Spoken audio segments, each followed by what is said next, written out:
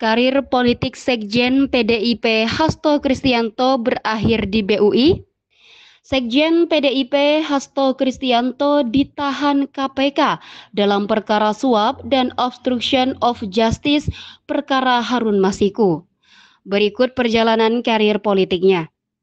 Komisi Pemberantasan Korupsi secara resmi melakukan penahanan terhadap Sekretaris Jenderal Partai Demokrasi Indonesia Perjuangan, Hasto Kristianto, pada Kamis 20 Februari 2025. Penahanan ini dilakukan setelah Hasto menjalani pemeriksaan sebagai tersangka dalam 2 kasus hukum yang menjeratnya. KPK mengungkapkan bahwa Hasto terlibat dalam 2 perkara yang sedang diselidiki. Kasus pertama berkaitan dengan dugaan suap dalam proses pergantian antar waktu anggota Dewan Perwakilan Rakyat Republik Indonesia periode 2019-2024. Dalam kasus ini, mantan Komisioner Komisi Pemilihan Umum Republik Indonesia Wahyu Setiawan turut terlibat. Kasus kedua menyangkut dugaan tindakan menghalangi penyidikan atau obstruction of justice. Berdasarkan hasil penyelidikan KPK, Hasto diduga memerintahkan bawahannya untuk menghubungi Harun Masiku dengan instruksi agar merendam ponselnya dalam air serta melarikan diri guna menghindari penyelidikan yang dilakukan oleh KPK. Sebelumnya, Hasto telah mengajukan gugatan pra-peradilan ke Pengadilan Negeri Jakarta Selatan dalam upaya menantang statusnya sebagai tersangka. Namun, upaya hukum ini tidak membuahkan hasil. Meskipun demikian, Hasto kembali mengajukan 2 permohonan pra-peradilan lainnya yang dijadwalkan akan segera disidangkan di PN Jaksel dalam waktu dekat. Hasto Kristianto lahir di Yogyakarta pada 7 Juli 1966.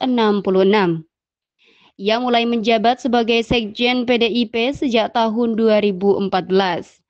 Pada saat itu, ia ditunjuk sebagai pelaksana tugas untuk menggantikan Djahjo Kumolo yang diangkat sebagai Menteri Dalam Negeri.